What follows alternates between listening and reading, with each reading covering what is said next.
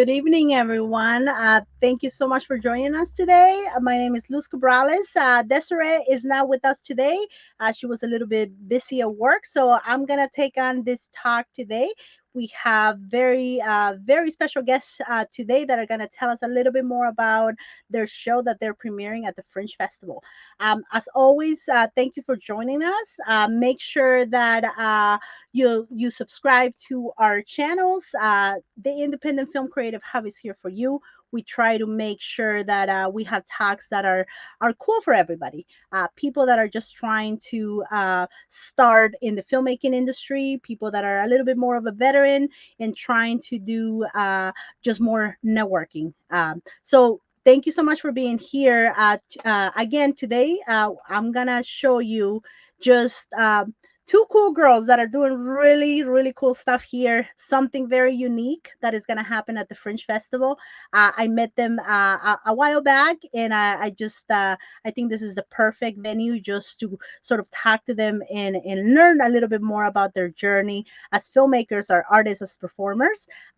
So I'm going to bring them into the live stream right now. Thank you so much for joining us, ladies. Hey, thanks for having us. Thank you so much. Thank you. This is Amanda and Steph. Amanda and Steph are going to premiere, like I said, a show. They're going to tell us a little bit about their show at the Fringe Festival. But before we get into that, I want to talk to them just a little bit, get to know them, just more about what they do as artists. Okay, so we're going to start with Amanda. Tell us a little bit more about just yourself, and then we kind of get the conversation going. Again, the point of this show is for filmmakers, artists, creatives, anyone who's out there just looking to get inspired. And everyone here has a different journey, but we all are dreamers, right? We all want to do something cool. So tell us a little bit more about you and just kind of how what was what's so about just Amanda, like tell me more.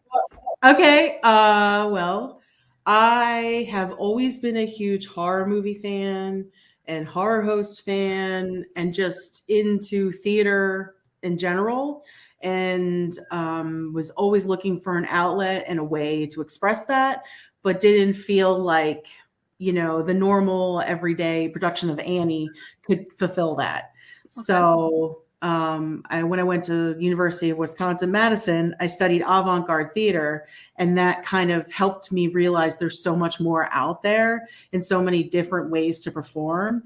And I feel like I'm getting my groove back, and I want to just create as much stuff that really speaks to the audience, that they feel 100% immersed in, whether it's, spoken word, whether it's a movie idea, or a stage production. So right now I feel like I'm at this new creative renaissance where the ideas are flowing, and I'm just trying to get them written down and to try and understand what's feasible with no budget and time, because time is the thing that we don't have anymore. So, because you have to sleep. But so right now I think I'm at this phase. I had this scholastic career.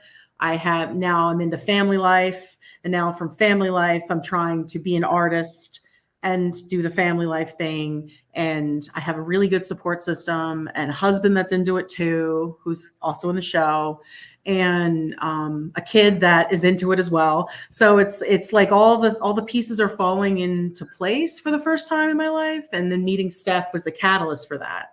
So no. That's very cool. Just the way you put it there, that now you have done a lot of things. I think since you were 16, you've been like producing. That's very cool. So what you're like young, right? And you're at the age where you're like experimenting with different types of art. Most of it was in the theater. Is that correct? Okay. Yep. Tell me a little bit more about that, just in the sense of how that is going to affect you now. And we're going to get into what the show is about, because it's very unique. But I want to make sure that how that affected you trying to do what you're doing now. So I was in Philadelphia for 10 years, And while I was there, I had a theater company with my friend and co-owner Allison, who's is in California now. But anyway, her and I tried everything. I feel like we had made a lot of mistakes.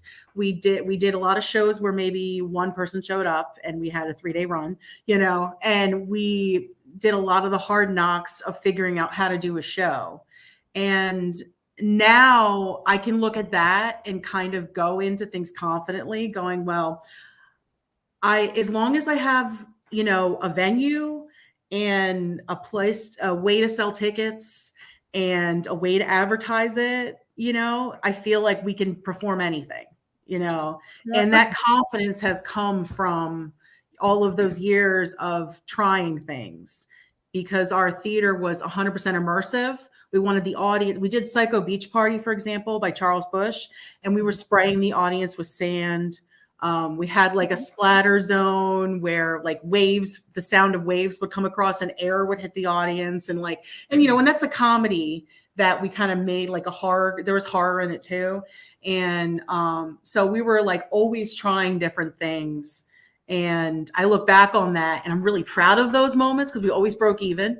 But, I'm also, say after going through all of that, I feel like I could do anything. And this show that we're doing, pieces of the lessons I've learned in Philadelphia make me 100% confident that now is the time, the renaissance of horror. Everyone around here seems to be like eating up horror movies or movies in general. I feel like there's just an excitement around creating movies, that a show like this puts that joy out there for the audience and they get to participate in it. And very cool. All right, I'm gonna stop you there because what I'm gonna do is now I'm gonna go to Steph, because all this is gonna interject. Now, Steph, I know you're into the film part of it, a little bit more in the visual parts that are more film, I mean, they're both visual, obviously, but just tell me a little bit more about your background and just what media do you use as an artist?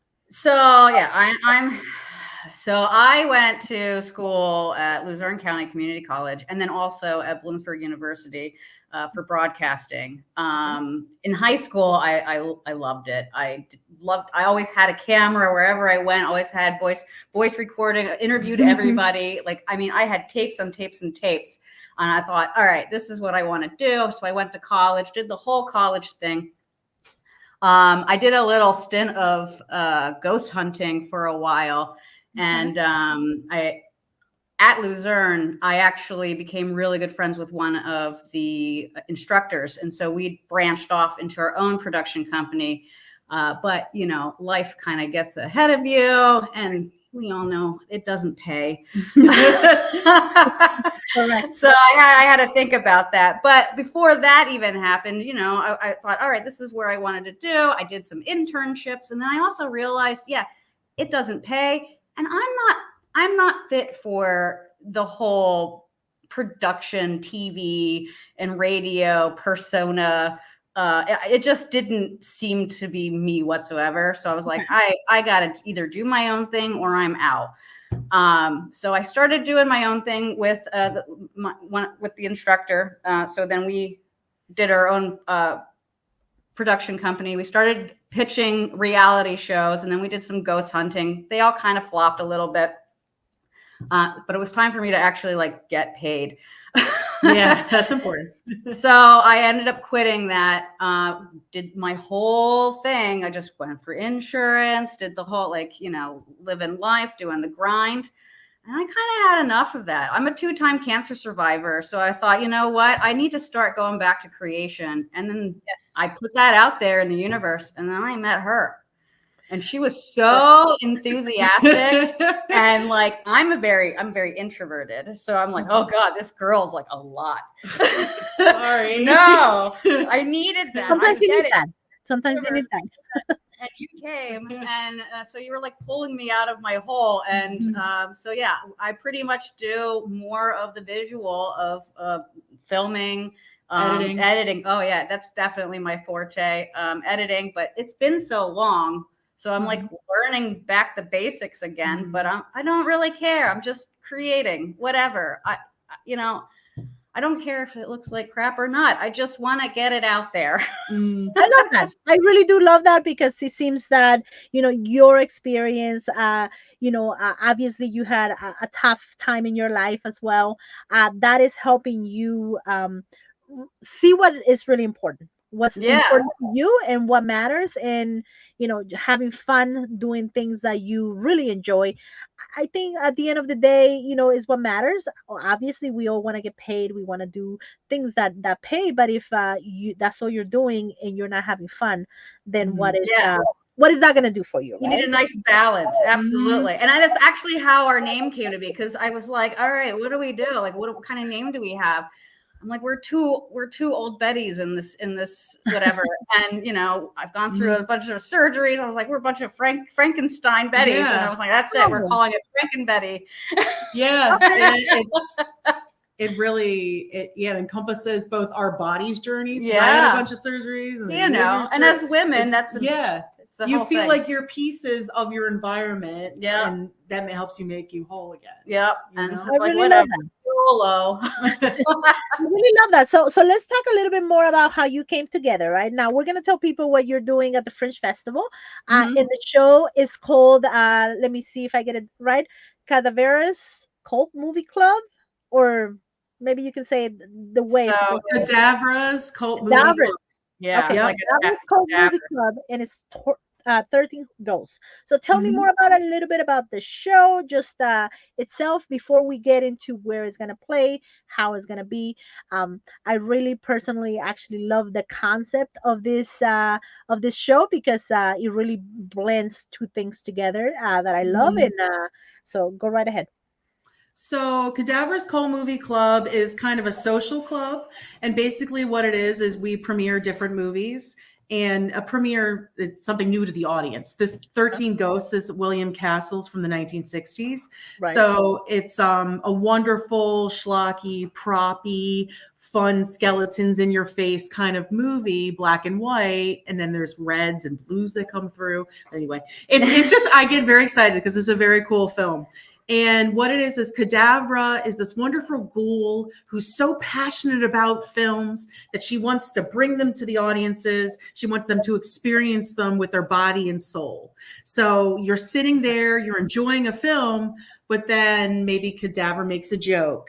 Maybe her sidekick, Jobber G, has got a quip or a fact about, how many his Rotten Tomatoes score for the film, that kind of thing. So it's kind of blending comedy, Elvira, Mystery Science Theater 3000, and also the love and passion of just being in a room filled with people enjoying film. And this is kind of our first foray into bringing that to Scranton. We're hoping to be NEPA's horror hosts. We hope to be a staple that when somebody needs somebody to premiere their film or, to show up in costume and talk about film, we hope to be those people. So we reinvented these characters, bringing it to Scranton, and kind of, we started at the drive-in, just kind of showing a film. Now we're adding the theater part of it. So you get a theater show plus the movie itself, plus some interaction. Everybody who buys a ticket gets a pair of glasses to watch the film with. So it's just kind of like a fun, immersive cabaret kind of experience. Also nostalgia. Yeah, lots of Halloween nostalgia, I think.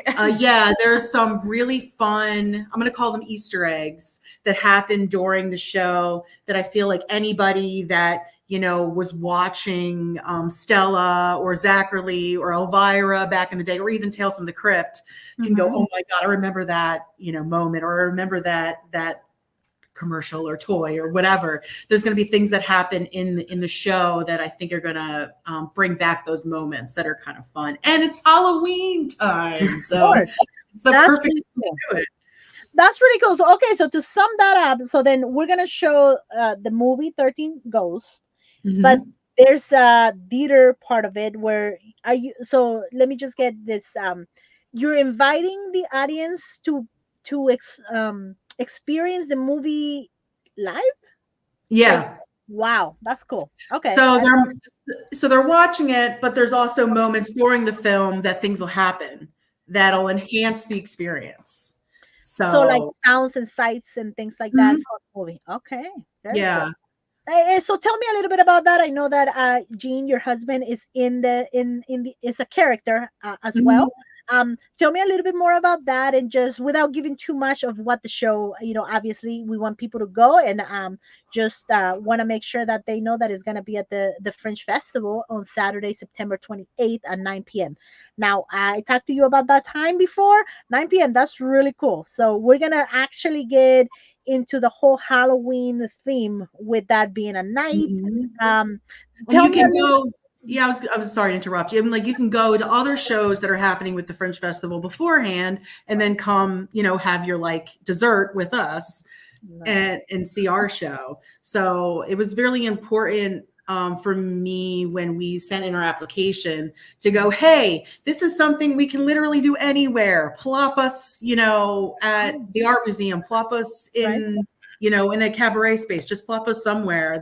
We need a screen and a projector. We'll take a living room. Yeah. And we can do this concept, That's So, very cool. and Jobber G, played by Gene Altieri, my husband, he is himself and the character are both wonderful storytellers. They're able to hold information about film. And we created this character as kind of like someone that, Cadavera loves him, but she's also kind of annoyed by the fact that he's always interrupting her with like a fact about the film, about William Castle. And so comedy ensues because they're kind of like poking each other, but also kind of having fun with it.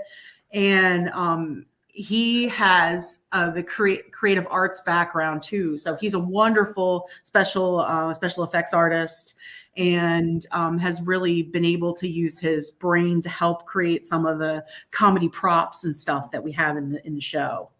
And we love to work together. So. And that brings me to that, just working together, knowing who you can trust to show up to do the job. Mhm. Tell me a little bit about what your job is within the production. Then we'll talk a little bit about Steph. I know she says some editing, some producing, just so kind of like how all that blends in together to create a show that it's enjoyable for everyone, including the behind the scenes part of it, like all the plan. Yeah, I mean, I look at myself as a directress. In this case, I'm kind of directing this idea a little bit. And then Steph is kind of coming in and editing that idea to something practical. I'm performing in it, producing it, and then also looking at it as we're creating a brand with this character. So, brand ambassador as well, I think. But Marketing, everything. yeah, Like project managers. yeah, jack of all trades. I like that it's just a few of us. Like we have some original music that was created for it. We've got some wonderful photography done. So like there's a few people in the background that are really helping. But I like that it's just a handful of us with this really nice thing that I feel like once we get it like really good straightened out, then we can let other people into the baby and make it even bigger, So what is your plan with this? Let's just say someone comes to you and say, you know what, I want to give you what you need, right? If you had that, how will you take this a little further? Because I think it's a very niche idea and it's very, very cool that it can definitely work.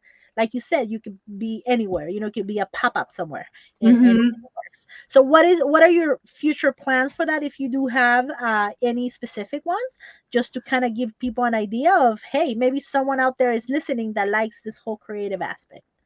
I mean, once we receive some capital, a website, we actually started merchandise, just help build the brand, and then maybe eventually down the line a web series with writers and things like that.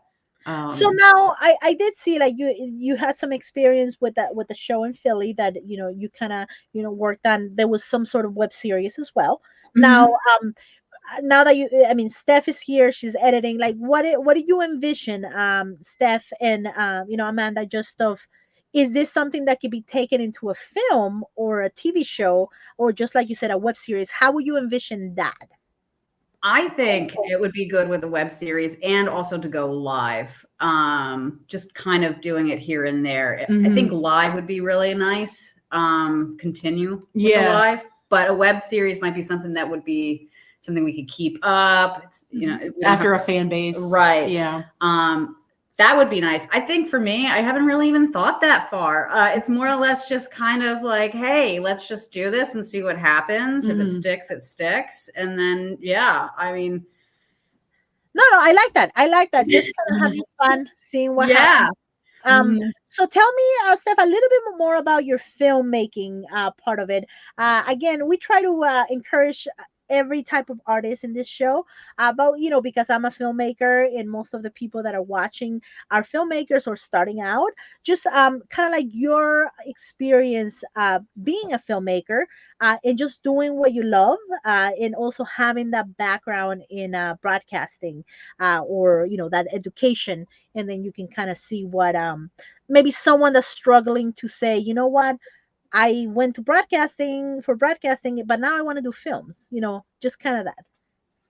Yeah, I mean,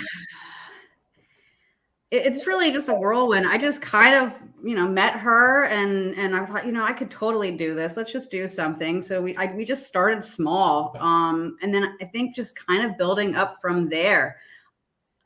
I think the idea is just not worrying about what people think, what they're saying, just create, just do, like, just make the magic that you envision. I mean, I think once you start getting a bunch of people in that mix of their ideas, they're good and everything, but then it's just kind of like stay focused and do what you want to do, because everyone has an opinion. Stick with what's true. I think with the broadcasting, that history, I didn't really like it because there was you have to follow a certain like map. You have to fit in this particular box. And if you go out of that, it's either you don't belong here or you're just not going to get the job. And I think kind of just ignoring all of that and doing your own thing really kind of helps with my creativity, because then I find somebody where I'm just like, hey, what about if we do this? Yeah, that sounds cool. Let's try it. Okay. Then we do. And then we just do it, and we don't have to worry about anything. If you like it, then great. If you don't, then move on.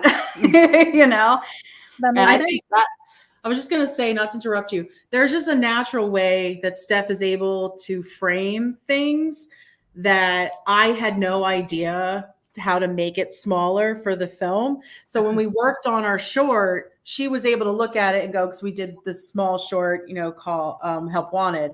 And she was able in a very short amount of time to go, okay, Amanda, if you stand here, we frame it this way, we shoot it. And it looked great. Like it came naturally watching her. Like she just has this ability to be able to look at things in a way that makes the story make sense. So I want to give her credit for that.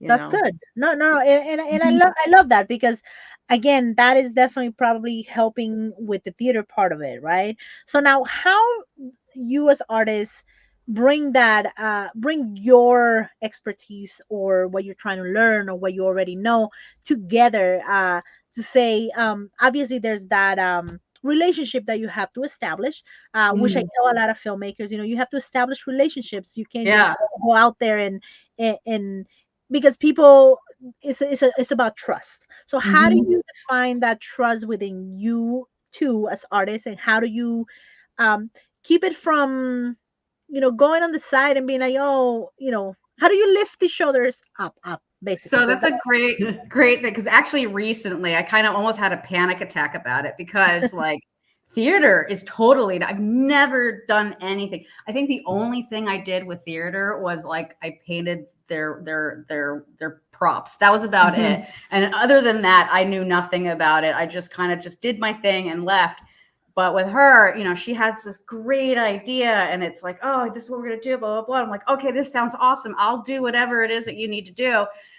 And then as pre and post production, you know, you need to map that stuff out. And I don't like, that's something that she's never done. And for her with theater, it's kind of like, all right, we have the idea, we do the script, blah, blah, blah, and then we just do it. And anybody that edits, anyone that shoots film, that's we just don't. That's not what you do. You have to plan out every little detail. Right. And I kind of panicked about it because she was just so like, oh yeah, this is and I'm like, structure, help me, help you, and help me, just help. And then yeah, we had that conversation of, you know, I was like, hey, I'm panicking. I need help. I don't know what I need help with because I've never done this. And then we just kind of had dialogue about it. And it's just the honesty, just putting out that feeling and then the anxiety out there, discussing it. And we were in a safe space to do that. And I think that's really that's where the trust is. I trusted you to take that anxiety and help walk me through. And yeah, now I'm like, oh yeah, I'm totally confident now. We'll see what happens on the 28th. Yeah, I know. Whatever. Now I'm like, oh, all right, whatever. But I think too, like, you know, when it's like versus whether you have a script, like a completed script for something that's already been published versus something that you're creating. I like the not pressure of creating somebody else's baby. And I feel like with this show, we're adding things to it. We're trying things. There's a lot more improv and play. And that's kind of where my brain is now. I'm so tired of structure. So it was just I'm so open to Steph coming in and going, no, Amanda, we need to back this up. Or can you explain that better for the audience? And now we're going into like hyper rehearsal where we're just working the bits. And then I'm actually videoing it with Jobber G, and then she's going to watch the video for the bits and just make sure that it's tight and makes sense to the audience. Yeah. But that's, you know, that's a huge trust thing. And I respect her so much. And I think respect is part of it too. Respecting each other's time, respecting, you know, if you say you're going to be somewhere to be there, if you make a meeting, you know, make sure you check in ahead of time. Hey, are we going to be able to do that today? If not, cool. But, you know, let me know. Just being a good listener and then also being open and honest with how you're feeling is the best way to collaborate with somebody, and know that you're just getting to know somebody too. So there's going to be moments where you're not going to agree on things. There's going to be moments where you're just going to go, okay, maybe I need to go home and think about this a little bit, or reapproach this differently, or explain it differently, you know, or give examples differently. Yeah. So I think because we're both mature women, we've been through life, you know, all types of things in life. We know what we want out of this. So we're going to do what we can to work towards it. We're literally a full production crew, including theater and pre and post. And it's just us two. Yeah. Yeah. And so it's like, we're doing like full-time jobs. And then also this full-time job. So it's insane. But it's so fun. It's so fun, and it needs to happen. Like, this is like just pouring out of us. Like, even when we're like, well, let's just take a publicity photo of us in a t-shirt, or let's just take some silly thing at a cemetery. Like, whatever it was, it just made so much sense, and it was fun and it's like campy. It's just really silly. Yeah. Like what? Yeah. And it needs to happen. Yeah. Oh, that's very good. Just doing that, and like you said, it's very important just to talk it out. And just say, even if you don't agree with something, how are we going to compromise? How are we going to make it better to really fulfill the goal that we're both, you know, in, you know, like we want to make sure. So I love that. I love that aspect of it. Now, as far as the show goes, we know what you want to do with the show, but how about any other things that you may have on the works, maybe something that you wanted to explore, whether it's individual as artists or more as together as a production company as well? Like, is there anything in the works that you may you know, you may want to explore? We have like a stretch goal where we would like to do a zombie movie. I mean, it's a stretch goal. It's definitely going to be, we want to do like a full featured one. You know, it's a lot of planning. It's there. It's in the back burners of like, all right, let's see if it's still cooking. But yeah, we do bring that up once in a while. I think I think we function really well of just kind of like, hey, we have an idea. Can we do this? All right. Can we get away with it? Sure. Mhm. I mean, we talked about this, like we only met like a year ago. Yeah. Yeah. So, and then like the Fringe application came up and it was the night before. And I was like, yo, should we do it? Should we do it? Should I fill it out? You know, I was like, I believe we have the things we need to do this. And she's like, go for it. So I was like, okay, if you're going to help me, if you can help me with this, help me keep going, help me stay focused, like help us make this good. And then we just did it. We do have an appearance happening at the NEPA Horror Fest on the Saturday. Okay. We're on the 5th. We'll have a table there. So if anybody wants to come talk to us about film, if anybody wants to come buy a Cadavera's Cult Movie Club t-shirt to support us, great. Okay. And then hopefully that day too, we'll be announcing some other stuff coming up. Maybe, possibly. We'll know. Oh, so you're going to be there on the Saturday, right? The 5th. Yep. Perfect. So for those out there, I know there's a whole bunch of things going on from the 4th to the 6th, but the ladies here are going to be there on the Saturday of the 5th. So that's perfect. So we're kind of gearing to the end of the show, but I want to make sure that Desiree and I always ask the same question to every filmmaker, every creative. So I'm going to put that question on both of you as individuals. Just like if you had to tell yourself a younger self, something that, so we have two different questions. So it will be like, one, if you want to give someone advice, someone who's just starting out, someone who's a filmmaker, someone who's a student, that they don't know how to get started, or maybe someone that's been trying, for a while to do something and life gets on the way.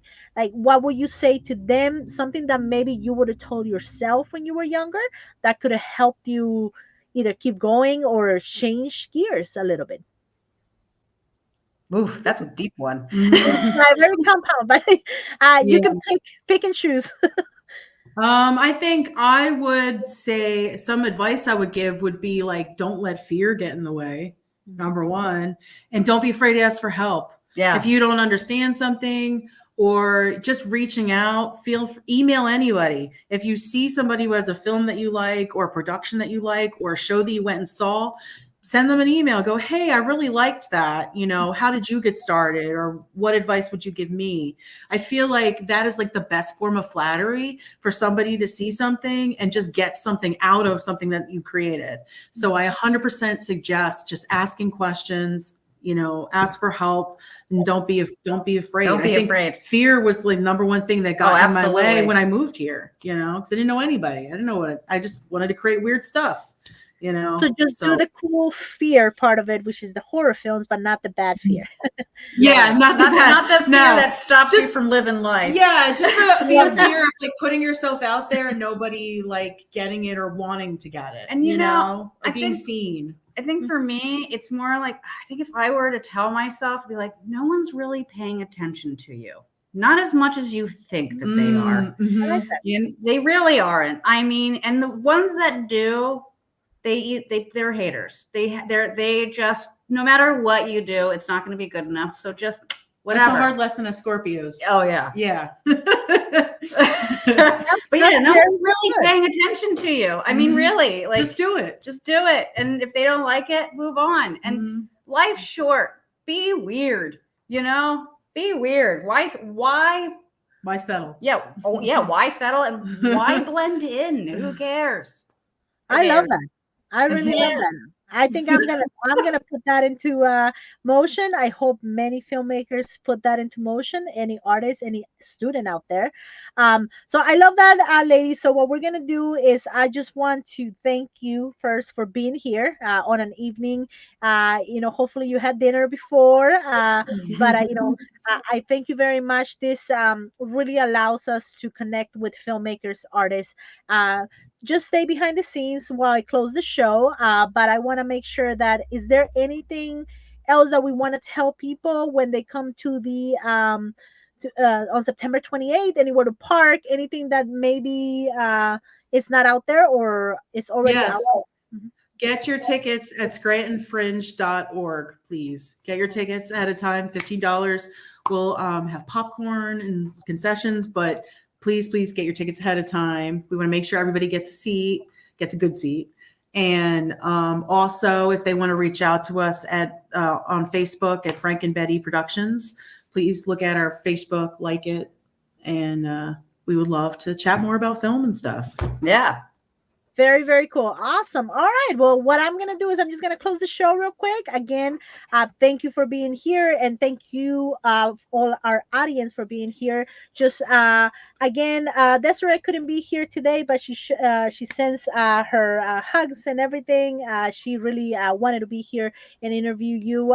We met at the Mystery Box Film Challenge, but I'm sure we're going to get to see each other again. I'm going to definitely go and try to make it to the show. But for the Creative Hub, just make sure you subscribe on Facebook, YouTube, Instagram. We have Desiree does a really good job of putting together these shows on an Apple podcast and everywhere, Spotify. So if you want to listen to previous episodes or this episode, but you're driving, definitely you don't want to be watching, but you can be listening and just do that. Other than that, just that's the wrong one. Make sure you go to our creativehub.com and be able to subscribe. So thank you again, everyone, and we'll see you next time. Thank you. you. Have a wonderful night.